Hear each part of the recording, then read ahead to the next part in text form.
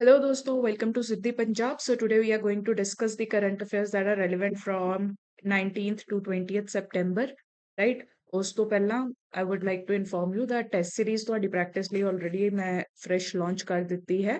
If you want to practice entire syllabus, if you want to be ready for the exam in the next 4 to 5 months, follow this test series. ਇਸ test series ਦੇ schedule ਦੇ according ਤੁਸੀਂ ਪੜ੍ਹਦੇ ਰਹੋ. ਉਹਦੇ ਨਾਲ ਕੀ ਹੋਏਗਾ ਸਾਰਾ syllabus ਵੀ complete ਹੁੰਦਾ ਜਾਏਗਾ.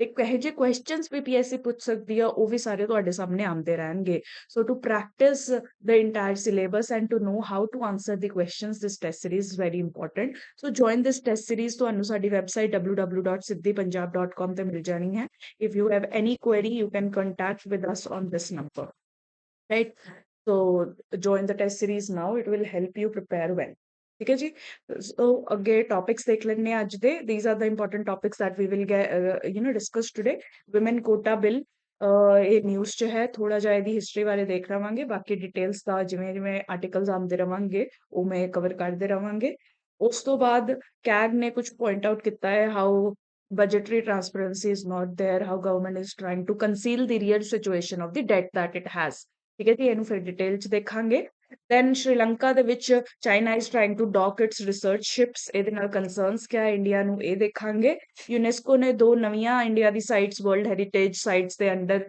ਇਨਕਲੂਡ ਕਰ ਦਿੱਤੀਆਂ ਨੇ we will discuss the detail of these very important art and culture ਚ question ਆ ਸਕਦਾ ਹੈ prelims mains anywhere then Amrita Shergill ਉਹਨਾਂ ਦੀ ਜੋ ਪੇਂਟਿੰਗ ਹੈ ਦ ਸਟੋਰੀ ਟੈਲਰ ਉਹ most expensive work of the by an Indian artist ਬਣ ਗਿਆ ਹੈ 61.8 ਕਰੋੜ ਦਾ ਇਹ ਵਿਕਿਆ ਹੈ and we will see some of the features of this painter so that question ਆਵੇ ਤਾਂ ਸਾਨੂੰ ਪਤਾ ਹੋਵੇ then PM Modi unveils 13K scheme for artisans. A PM Vishwakarma scheme ਨਾਲ ਹੀ related ਹੈ. We have already covered this scheme in our previous discussions. ਤਾਂ ਤੁਸੀਂ ਪੁਰਾਣੀ compilations ਦੇਖ ਸਕਦੇ ਹੋ to know more about this. Right? ਇਸ 'ਚ ਆਪਾਂ ਥੋੜਾ ਜਿਹਾ ਜੋ ਇੱਕ ਅੱਧਾ ਨਵਾਂ ਡਾਟਾ ਆਇਆ ਉਹ ਦੇਖ ਲਵਾਂਗੇ.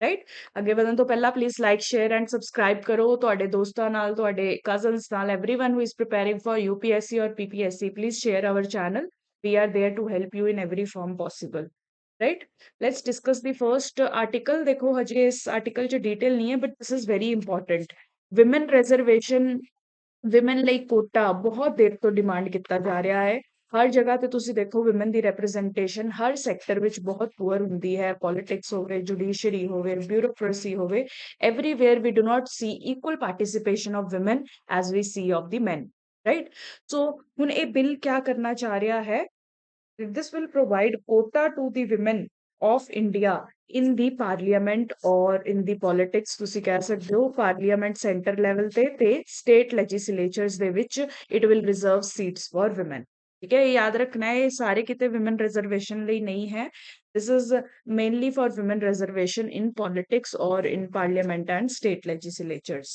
ठीक है it will provide 33% quota to women in Lok Sabha and state legislative assemblies ਠੀਕ ਹੈ ਥੋੜੀ ਜੀ ਹਿਸਟਰੀ ਦੇਖ ਲਈਏ ਇਸ ਬਿੱਲ ਦੀ ਇਸ ਬਿੱਲ ਦਾ ਇਤਿਹਾਸ ਫਸਟ ਟਾਈਮ ਦੇਖੋ 2008 ਵਿੱਚ ਕਾਂਗਰਸ ਗਵਰਨਮੈਂਟ ਨੇ ਇਹ ਇੰਟਰੋਡਿਊਸ ਕੀਤਾ ਸੀ ਬਟ ਕੁਝ ਇਸ ਤੇ ਡਿਵੈਲਪਮੈਂਟ ਨਹੀਂ ਹੋਈ 2010 ਵਿੱਚ ਜਾ ਕੇ ਰਾਜ ਸਭਾ ਨੇ ਇਹ ਬਿੱਲ ਆਪਦੀ ਸਾਈਡ ਤੋਂ ਪਾਸ ਕਰਤਾ ਸੀ ਰਾਈਟ ਹੁਣ ਦੇਖੋ ਅਗਰ ਰਾਜ ਸਭਾ 'ਚ ਇੱਕ ਬਿੱਲ ਪਾਸ ਹੋ ਜਾਂਦਾ ਹੈ ਤਾਂ ਉਹ ਲੈਪਸ ਨਹੀਂ ਕਰਦਾ no lapsing happens of a bill that has been passed in Rajya Sabha ਇਸ ਫੈਕਟ ਤੇ ਵੀ ਪ੍ਰੀਲਿਮਸ 'ਚ ਕੁਐਸਚਨ ਆ ਸਕਦਾ ਹੈ ਕਿਹੜੇ ਬਿੱਲ ਲੈਪਸ ਹੁੰਦੇ ਆ ਕਿਹੜੇ ਨਹੀਂ ਹੁੰਦੇ ਆ ਸੋ 2010 ਤੋਂ ਲੈ ਕੇ 13 ਸਾਲ ਹੋ ਗਏ ਆ ਅੱਜ ਕਿ ਇਹ ਬਿੱਲ ਇਸ ਤਰੀਕੇ ਨਾਲ ਹੀ ਪਿਆ ਹੈ ਪਾਰਲੀਮੈਂਟ ਦੇ ਵਿੱਚ no development further development has happened on this bill right now we are seeing the news that 2023 ਵਿੱਚ ਸਾਡੀ ਯੂਨੀਅਨ ਕੈਬਨਿਟ ਨੇ ਇਹ ਬਿੱਲ ਅਪਰੂਵ ਕਰ ਦਿੱਤਾ ਹੈ ਯੂਨੀਅਨ ਕੈਬਨਿਟ ਨੇ ਅਪਰੂਵ ਕਰ ਦਿੱਤਾ ਹੈ ਸੋ ਇਟ ਇਜ਼ ਲਾਈਕਲੀ ਲੋਕ ਸਭਾ 'ਚ ਗਵਰਨਮੈਂਟ ਜਿਹੜੀ ਹੈ ਮੈਜੋਰਿਟੀ ਵਿੱਚ ਹੈ ਤਾਂ ਲੋਕ ਸਭਾ 'ਚ ਵੀ ਇਹ ਲਾਈਕਲੀ ਹੈ ਕਿ ਬਿੱਲ ਪਾਸ ਹੋ ਜਾਏਗਾ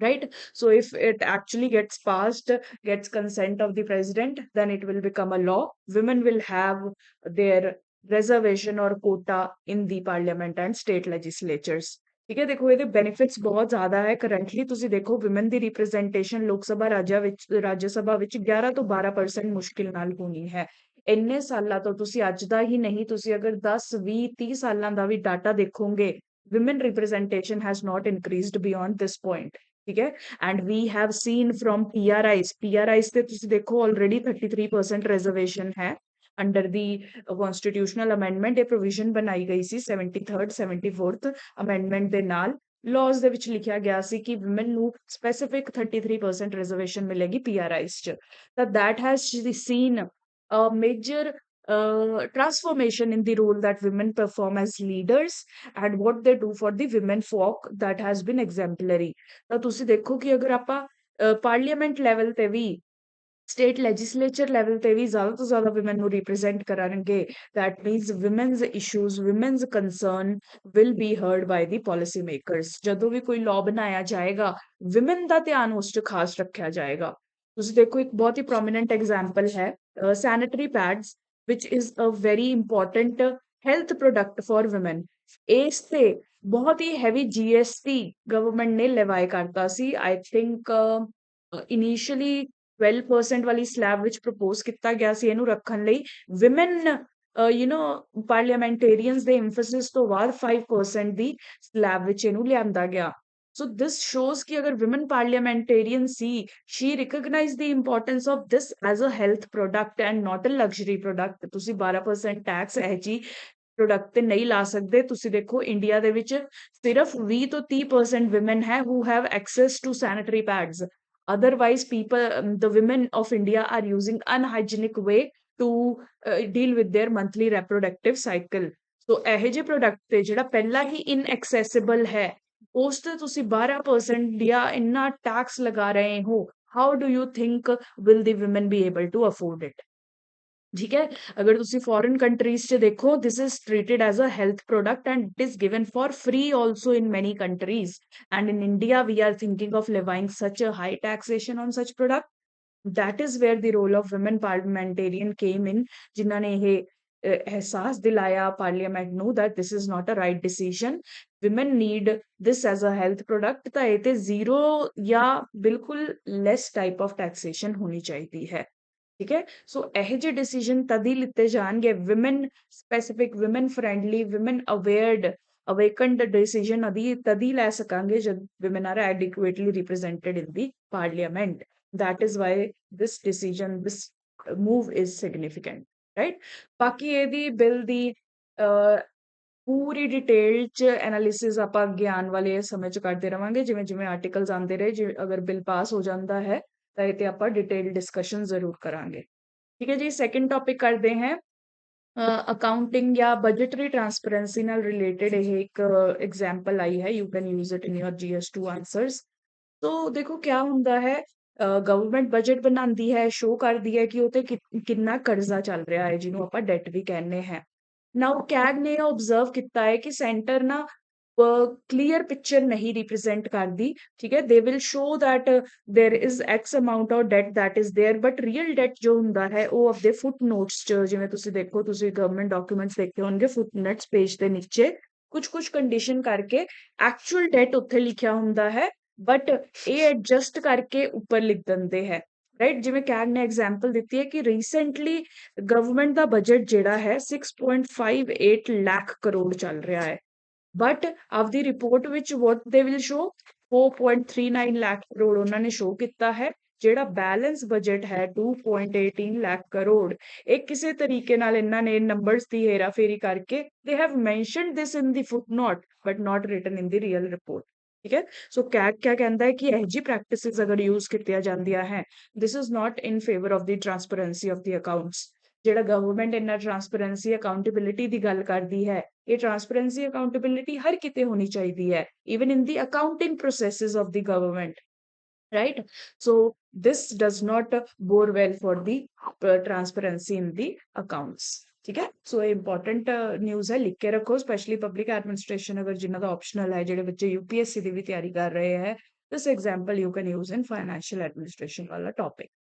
ठीक है जी next topic Sri Lanka clears docking of Chinese research ship ठीक है सो देखो all of you might be aware about the location of Sri Lanka this is how Sri Lanka is located very close to India so ਦੇਖੋ China ਦਾ ਬਹੁਤ ਵੱਡਾ influence ਰਹਿੰਦਾ ਹੈ ਸ਼੍ਰੀਲੰਕਾ ਦੇ ਉੱਤੇ ਬਾਰੀ-ਬਾਰੀ ਉਹ ਇੱਥੇ ਬਿਜ਼ਨਸ ਪਰਪਸਸ ਰਿਸਰਚ ਪਰਪਸਸ ਜਾਂ ਕਿਸੇ ਵੀ ਤਰੀਕੇ ਨਾਲ ਆਉਂਦੇ ਰਹਿੰਦੇ ਹੈ now this becomes a threat for India's security because Sri Lanka is very in close proximity to India ਅਗਰ ਕੋਈ ਸ਼੍ਰੀਲੰਕਾ ਦੇ ਉੱਤੇ ਬੈਠ ਕੇ ਆਪਦਾ ਬਿਜ਼ਨਸ ਕਰ ਰਿਹਾ ਹੈ, ਰਿਸਰਚ ਵਰਕ ਕਰ ਰਿਹਾ ਹੈ, they can keep very well an eye on India. They can know about the secrets of India, the defense preparedness of India. ठीक है, ऐसे कंटेक्स्ट ਵਿੱਚ this news is very important. So recently क्या ਹੋਇਆ ਹੈ, ਸ਼੍ਰੀਲੰਕਾ ਨੇ ਚਾਈਨੀਜ਼ ਰਿਸਰਚ ਸ਼ਿਪ ਨੂੰ approval ਦੇ ਦਿੱਤੀ ਹੈ that ਉਹ ਕੋਲੰਬੋ ਦੇ ਵਿੱਚ ਖੜੇ ਹੋ ਕੇ ਆਪਦਾ ਰਿਸਰਚ ਕੰਮ ਕਰ ਸਕਦੇ ਆ। ਚਾਈਨਾ 6 ਮਹੀਨੇ ਲਈ ਆਪਦੀ ਸ਼ਿਪ ਇੱਥੇ ਡੌਕ ਕਰੇਗਾ and they can take care of they can do their research work. Now this is a very concerning situation, ਦੇਖੋ ਕਿਉਂਕਿ ਇੰਡੀਆ ਦੇ ਕਾਫੀ ਕੋਲੇ ਹੋਏਗੀ ਇਹ ਸ਼ਿਪ, ਇਹ ਪੂਰਾ ਡਾਟਾ ਇੱਥੋਂ ਦੇ ਏਰੀਆ ਦਾ ਕਵਰ ਕਰਦੀ ਰਹੇਗੀ। ਇਟ ਵਿਲ ਆਲਸੋ ਸੀ ਕਿ ਇੰਡੀਆ ਦੀ ਨੇਵੀ ਕਿਸ ਤਰੀਕੇ ਨਾਲ ਇੱਥੇ ਡਿਫੈਂਸ ਲਈ ਪ੍ਰਿਪੇਅਰ ਕਰ ਰਹੀ ਹੈ and different kind of observations it can make. It has always been observed China the research ships ਹਮੇਸ਼ਾ ਡਿਊਅਲ ਪਰਪਸ ਲਈ ਯੂਜ਼ ਹੁੰਦੀ ਹੈ। ਡਿਊਅਲ ਪਰਪਸ ਮਤਲਬ ਇਹ ਸ਼ੋ ਕਰਨਗੇ ਕਿ ਅਸੀਂ ਸਾਇੰਟਿਫਿਕ ਐਕਸਪਲੋਰੇਸ਼ਨ ਕਰ ਰਹੇ ਹਾਂ, ਹੋ ਵੀ ਸਕਦਾ ਹੈ ਸਾਇੰਟਿਫਿਕ ਐਕਸਪਲੋਰੇਸ਼ਨ ਕਰਨ, ਰਿਸੋਰਸਿਸ ਲੱਭਣ ਜਾਂ ਰੂਟਸ ਲੱਭਣ ਜਾਂ anything they can read about scientific exploration obviously ਕਰਦੇ ਹੈ, but actually ਇਹਨਾਂ ਦਾ ਪਰਪਸ ਹੁੰਦਾ ਹੈ ਜਿਓਪੋਲਿਟੀਕਲ ਪਰਪਸ। ਜਿਓਪੋਲਿਟੀਕਲ ਪਰਪਸ ਮਤਲਬ ਆਪਦੇ ਐਨੀਮੀਜ਼, ਆਪਦੇ ਦੂਸਰੀ ਕੰਟਰੀਜ਼ ਨੂੰ ਜਿਹੜੀ ਇਨਫੋਰਮੇਸ਼ਨ ਇਹ ਯੂਜ਼ ਕਰ ਸਕਦੇ ਆ ਟੂ ਸਬਡਿਊ ਦੂਸ ਕੰਟਰੀਜ਼। ਸੋ ਇੱਥੇ ਬੈਠ ਕੇ ਇੰਡੀਆ ਦੀ ਸਟ੍ਰੈਟੇਜਿਕ ਨੌਲੇਜ ਜਿਹੜੀ ਹੈ ਗੈਦਰ ਕਰਨਗੇ। that is what is the concern, ਇसीलिए ਇੰਡੀਆ ਨੇ ਇਸ ਡਿਸੀਜਨ ਦੇ ਅਗੇਂਸਟ ਕੰਸਰਨ ਜਤਾਇਆ ਹੈ। ਚਾਈਨਾ ਨੇ ਇਹੋ ਜਿਹੀ ਚੀਜ਼ਾਂ ਪਾਸਟ 'ਚ ਵੀ ਕੀਤੀਆਂ ਹੈ, ਪਹਿਲਾਂ ਵੀਅਤਨਾਮ ਤਾਇਵਾਨ ਦੇ around they use to dock their ships ਤੇ ਉਹਨਾਂ ਦਾ ਐਕਸਟੈਂਡਡ ਇਕਨੋਮਿਕ ਜ਼ੋਨ 'ਚ ਡਾਟਾ ਕਲੈਕਟ ਕਰਦੇ ਰਹਿੰਦੇ ਸੀ। ਨਾ ਉਹ ਇਹ ਸੇਮ ਪੈਟਰਨ ਇੱਥੇ ਸ਼ਿਪ ਸ਼ੀਯਾਨ 6 ਨਾਮ ਦੀ ਸ਼ਿਪ ਦੇ ਵਿੱਚ this is going to be used here and docked at Colombo port ਤੇ dock ਹੋ ਰਹੀ ਹੈ। Please ਇਹ ਯਾਦ ਰੱਖਣਾ। Earlier also China had a ship Yuan Wang 5 that was docked at Hambantota port, right? So ਇਹ ਜਿੰਨੀਆਂ ਵੀ ਸ਼ਿਪਸ ਇੱਥੇ ਲਿਆਂਦੇ ਆ ਆਪਣੇ ਲਈ ਬਹੁਤ ਕੰਸਰਨਿੰਗ ਹੈ। ਕੋਲੰਬੋ ਵਾਲੀ ਹੁਣ ਲੇਟੈਸਟ ਕੰਸਰਨ ਹੈ। ਸੋ ਇਹ ਐਗਜ਼ਾਮਪਲ ਲਿਖ ਸਕਦੇ ਆ ਇੰਡੀਆ ਸ਼੍ਰੀਲੰਕਾ ਰਿਲੇਸ਼ਨਸ ਵਿੱਚ, ਇੰਡੀਆ ਚਾਈਨਾ ਰਿਲੇਸ਼ਨਸ 'ਚ ਵੀ ਯੂਜ਼ ਕਰ ਸਕਦੇ ਹੈ। Right now, very important role with Shanti Niketan and Hoysala assembles inscription only now 42 UNESCO World Heritage Sites. So UNESCO World Heritage Site ਆਪਣੇ ਲਈ ਕਾਫੀ ਜ਼ਿਆਦਾ ਇੰਪੋਰਟੈਂਟ ਹੈ ਆਪਣੇ ਸਿਲੇਬਸ ਲਈ। ਟੋਟਲ ਹੁਣ ਅਗਰ ਇੰਡੀਆ 'ਚ ਤੁਸੀਂ ਦੇਖੋ ਤਾਂ 42 ਸਾਈਟਸ ਹੋ ਗਈਆਂ ਹੈ with the addition of 2 new sites, that is ਸ਼ਾਂਤੀ ਨਿਕੇਤਨ ਜਿਹੜੀ ਕਿ ਰਵਿੰਦਰਨਾਥ ਟੈਗੋਰ ਨਾਲ ਰਿਲੇਟਡ ਹੈ। ਉਹ ਇੱਥੇ ਹੀ ਆਪਦਾ ਵਰਕ ਵਗੈਰਾ ਕਰਦੇ ਸੀ when he was on the peak। ਤੇ ਹੋਇਸਾਲਾ ਟੈਂਪਲਸ ਜਿਹੜੇ ਹੈ, ਹੋਇਸਾਲਾ ਆਰਕੀਟੈਕਚਰ ਜਿਹੜਾ ਹੈ ਉਹਨੂੰ ਵੀ ਇਨਕਲੂਡ ਕੀਤਾ ਗਿਆ ਹੈ। ਰਾਈਟ, ਆਲਰੇਡੀ ਤੁਸੀਂ ਦੇਖੋ ਚੋਲਾ ਪੱਲਵਾਸ ਇਹ ਰਿਕਗਨਾਈਜ਼ਡ ਨੇ ਸਦਰਨ ਇੰਡੀਆ ਵਿੱਚੋਂ ਯੂਨੈਸਕੋ ਵਰਲਡ ਹੈਰੀਟੇਜ ਸਾਈਟ ਦੀ ਰੂਪ ਤੇ। ਹੁਣ ਹੋਇਸਾਲਾ ਟੈਂਪਲਸ ਵੀ because of uniqueness of their architecture they have been recognised. ਠੀਕ ਹੈ, ਸੋ ਇਹ ਦੋਨੋਂ ਹੀ ਆਪਣੇ ਲਈ ਇੰਪੋਰਟੈਂਟ ਬਣ ਜਾਂਦੇ ਹੈ। ਅਗਰ ਤੁਸੀਂ ਦੇਖੋ 42 ਐਂਟਰੀਜ਼ ਦੇ ਨਾਲ now India has 6th largest number of UNESCO sites in the entire world. ਠੀਕ ਹੈ, 6th largest number of UNESCO sites. ਠੀਕ ਹੈ, ਅਗਰ ਹੋਰ ਤੁਸੀਂ ਇਸ ਤੋਂ ਪਹਿਲਾਂ ਜਿਹੜੀਆਂ 5 ਕੰਟਰੀਜ਼ ਆ ਉਹ ਕਿਹੜੀਆਂ ਨੇ, Italy, Spain, Germany, China, France. ਇਹ ਵਾਲੀ ਕੰਟਰੀਜ਼ ਹੈ ਜਿਨ੍ਹਾਂ ਵਿੱਚ ਸਾਰਿਆਂ ਨਾਲੋਂ ਲਾਰਜੈਸਟ ਆਰਕੀਟੈਕਚਰਲ ਯੂਨੈਸਕੋ ਮੋਨੂਮੈਂਟਸ ਹੈਗੇ ਨੇ। 6th ਨੰਬਰ ਤੇ ਇੰਡੀਆ ਆਉਂਦਾ ਹੈ। right now this is the photograph of the Hoysala architecture। बहुत ही different, बहुत ही unique architecture है ਇਹਨਾਂ ਦਾ। 3 ਸਭ ਤੋਂ prominent examples ਇਹਨਾਂ ਦੇ architecture ਦੀਆਂ ਹੈਗੀਆਂ ਹੈ ਚਿੰਨਕੇਸ਼ਵਰ temple at Belur, Hoysaleshwar temple at Halebeedu and then Keshwa temple at Somnathapura। ठीक है, ਇਹ ਬਹੁਤ ਇੰਪੋਰਟੈਂਟ ਹੈ ਜੀ, ਪ੍ਰੀ ਮੇਨਸ ਕਿਤੇ ਵੀ ਆ ਸਕਦਾ ਹੈ, ਪੀਪੀਐਸਸੀ ਯੂਪੀਐਸਸੀ ਸਭ ਲਈ ਇਹ ਬਹੁਤ ਇੰਪੋਰਟੈਂਟ ਹੈ, ਸਪੈਸ਼ਲੀ ਪੀਪੀਐਸਸੀ ਲਈ। ਠੀਕ ਹੈ, ਹੁਣ ਇਹਨਾਂ ਟੈਂਪਲਸ ਦਾ ਸਟਾਈਲ ਕਿਆ ਹੈ, ਨਗਰਾ, ਭੂਮਿਜਾ, द्रविड़ा ਮਿਕਸ ਸਟਾਈਲਸ ਇਹਨਾਂ ਨੇ ਯੂਜ਼ ਕੀਤੇ ਹੈ। So I am not going into the details. ਇਹ ਜਦੋਂ ਤੁਸੀਂ ਕਲਚਰ ਪਾਰਟ ਪੜੋਗੇ ਤੁਹਾਨੂੰ ਪਤਾ ਚੱਲ ਜਾਏਗਾ ਨਗਰਾ ਟੈਂਪਲਸ ਕਿਹੜੇ ਹੁੰਦੇ ਆ, द्रविड़ा ਕਿਹੜੇ ਹੁੰਦੇ ਆ, ਭੂਮਿਜਾ ਵਾਲੇ ਕਿਹੜੇ ਹੁੰਦੇ ਆ, वेसारा ਕਿਹੜੇ ਹੁੰਦੇ ਨੇ। You will get to know there. So ਹਜੇ ਲਈ ਮੈਂ ਸਿਰਫ ਇਹਦੇ ਨਾਲ ਰਿਲੇਟਡ ਇਨਫੋਰਮੇਸ਼ਨ ਦੇ ਰਹੀ ਹਾਂ। ठीक है जी, next important information about this architecture is that देखो होयसालाज फर्स्ट सीगे जिन्हां ने हिंदू एपिक्स ਨੂੰ ਦੀਵਾਰਾਂ ਤੇ ਇਸ ਤਰੀਕੇ ਨਾਲ ਇਨਗ੍ਰੇਵ ਕਰਨ ਦੀ ਪ੍ਰੈਕਟਿਸ ਸ਼ੁਰੂ ਕੀਤੀ ਸੀ। ਹਿੰਦੂ ਐਪਿਕਸ, ਹਿੰਦੂ ਪੁਰਾਣਾਸ ਜੋ ਸਟੋਰੀਜ਼ ਯੂਜ਼ ਕਰਕੇ ਜਾਂ ਰਿਲੀਜੀਅਸ ਫਿਗਰਸ ਯੂਜ਼ ਕਰਕੇ they started engraving them on the walls of the temple. This was the practice that was begun with the Hoysalas. That is why they are very important. ठीक है जी। ਹੁਣ broadly ਦੇਖ ਲੈਂਦੇ ਆ ਹੋਇਸਾਲਾਸ ਸੀਗੇ ਕੌਣ। ਦੇਖੋ ਪੋਲੀਟੀਕਲ ਹਿਸਟਰੀ ਅਗਰ ਆਪਾਂ ਦੇਖੀਏ, ਹੋਇਸਾਲਾਸ ਜਿਹੜੇ ਸੀ ਚਾਲੁਕਿਆਸ ਆਫ ਕਲਿਆਣਾ ਦੇ ਫਿਊਡੇਟਰੀ ਸੀ, ਵੈਸਟਰਨ ਚਾਲੁਕਿਆਸ ਦੇ ਫਿਊਡੇਟਰੀ ਸੀ, ਉਹਨਾਂ ਕੋਲ ਕੰਮ ਕਰਦੇ ਸੀ, ਸਮਝ ਲਓ। ਉਹਨਾਂ ਦੇ ਫਿਊਡਲ ਲੋਰਡਸ ਵਗੈਰਾ ਹੁੰਦੇ ਸੀ। ਅਲਟੀਮੇਟਲੀ ਜਦੋਂ ਇਹ ਵੀਕਨ ਹੋ ਗਿਆ ਇਹ ਵਾਲਾ rule, that is when Hoysalas gained power. ਠੀਕ ਹੈ, ਜਿਵੇਂ ਕਿਹਾ ਜਾ ਰਿਹਾ Hoysalas gained their political freedom in 1192 under the king Veera Ballala two. ਵੀਰਾਵਾਲਾ ਬਹੁਤ ਇੰਪੋਰਟੈਂਟ ਜਿਹੜਾ ਇਹਨਾਂ ਦਾ ਸਮਝ ਲਓ ਲੀਡਰ ਸੀ, ਉਹਨੇ ਹੀ ਇਸ ਅੰਪਾਇਰ ਨੂੰ ਪੀਕ ਤੇ ਲਿਆਂਦਾ ਸੀ।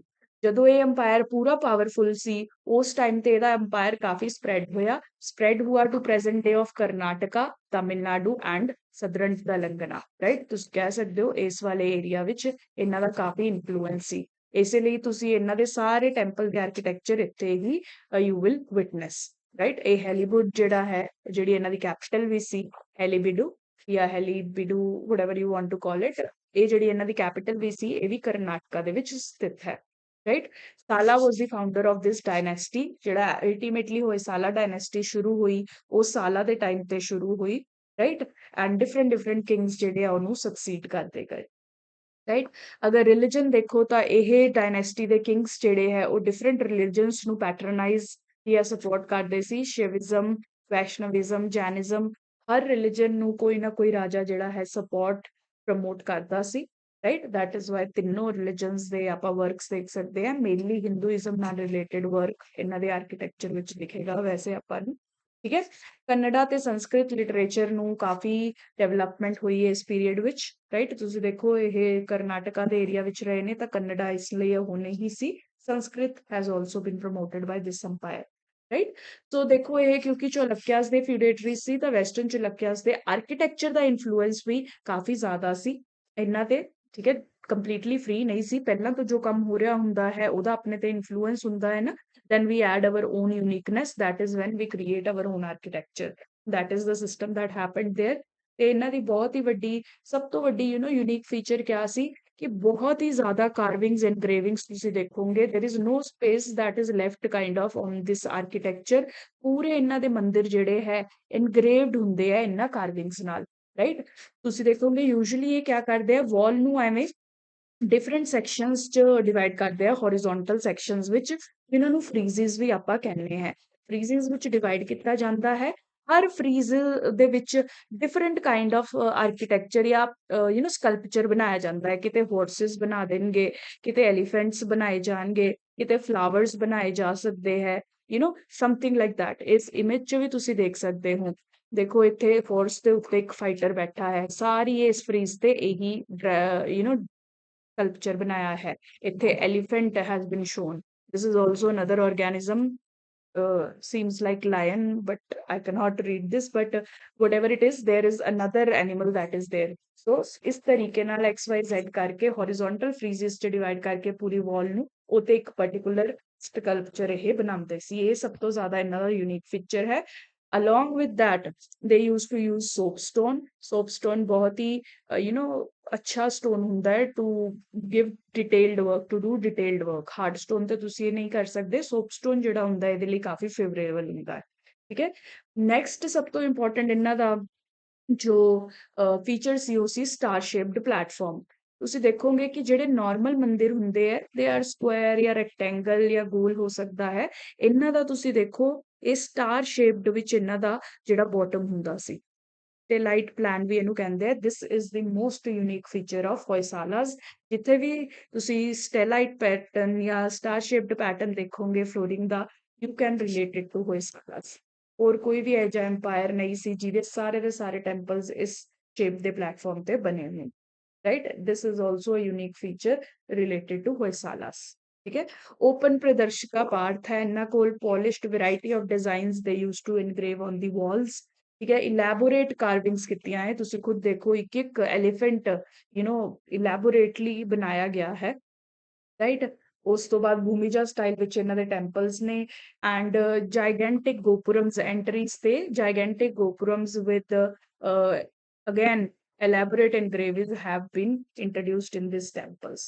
ਠੀਕ ਹੈ, ਇਸੇ ਲਈ ਇਹ ਟੈਂਪਲ ਬਹੁਤ ਇੰਪੋਰਟੈਂਟ ਨੇ, ਇਸੇ ਲਈ ਯੂਨੈਸਕੋ ਵਰਲਡ ਹੈਰੀਟੇਜ ਨੇ ਵੀ ਇਹਨੂੰ ਆਪਣੀ ਲਿਸਟ ਵਿੱਚ ਇਨਕਲੂਡ ਕੀਤਾ ਹੈ। ठीक है। So all these details you should remember. Mains च भी इन्हां ते नोट लिखना आ सकता है, प्रीलिम्स च भी इन्हां ते क्वेश्चन आ सकता है। So do cover it in detail. Shantiniketan इस दे बारे इन्नी ज्यादा इंफॉर्मेशन रिक्वायर्ड, यू नो, इतनी ज्यादा इंफॉर्मेशन है नहीं है, बट या we will cover that also in the next discussion. ठीक है। देखो, नेक्स्ट न्यूज आइटम है 61.8 crore, Amrita Shergil story teller becomes most expensive work by Indian artist ever. ठीक है। सो ये करंट अफेयर्स का क्वेश्चन है, प्रीलिम्स विच आ सकता है पीपीएससी ਦੇ, that is why I have included it. ਉਹ ਪੁੱਛ ਸਕਦੇ ਆ ਕਿ ਕਿਹੜੇ ਇੰਡੀਅਨ ਆਰਟਿਸਟ ਦਾ ਵਰਕ ਜਿਹੜਾ ਹੈ ਸਭ ਤੋਂ ਐਕਸਪੈਂਸਿਵ ਵਿਕਿਆ ਹੈ, that is Amrita Shergil. And ਕਿਹੜਾ वर्क है, द स्टोरी टेलर। ठीक है। ये ਤੁਸੀਂ देख सकते हो, this is the painting, this has fetched 61.8 crore rupees. Right, ये इंडियन आर्टिस्ट द्वारा बेचे गए सारे नालों महंगे वर्क दी एग्जांपल है। ठीक है। So this artist Amrita Shergil, she is very famous. Delhi च तुसी देखोगे कि इन्हां दे नाम ते रोड वगैरह भी हैगी है। So she is very famous. India दे विच इन्हां ने आर्ट दे सैक्टर विच काफी कंट्रीब्यूशंस कीतियां है। विमेन दे एरिया च इन्हां ने काफी अच्छी पेंटिंग्स आर्टिस्ट्री की है। There are other women related paintings, जिवें कि three girls, women on the charpai, hill women, young girls, ਇਹ ਜੀ ਬਹੁਤ ਸਾਰੀ ਇਹਨਾਂ ਨੇ ਪੇਂਟਿੰਗਸ ਕੀਤੀਆਂ ਹੈ। ਉਹਨਾਂ ਵਿੱਚੋਂ ਹੀ ਦ ਸਟੋਰੀ ਟੈਲਰ ਵਾਲੀ ਪੇਂਟਿੰਗ ਜਿਹੜੀ ਹੈ ਉਹ ਫੇਮਸ ਹੋਈ ਹੈ। ਰਾਈਟ। ਵੈਸੇ ਆਈ am not sure about it. I think this woman, she is telling the story which everyone else is hearing, something like that is happening probably, or she is telling the story, that is why maybe it is named the storyteller।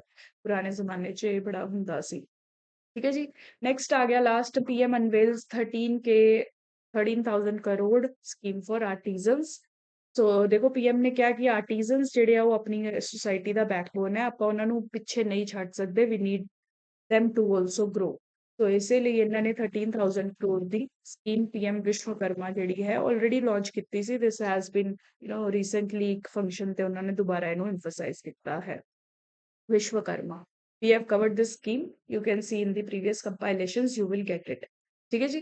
That is all for today's discussion। If you have any doubt, query, if you want to discuss anything about your preparation, if you have any doubts regarding PPSC or UPSC preparation, we are here to help you। You can contact us at 8837604500। Right? You can meet us also. Just message on this number and we will let you know। That is all। Thank you so much for joining।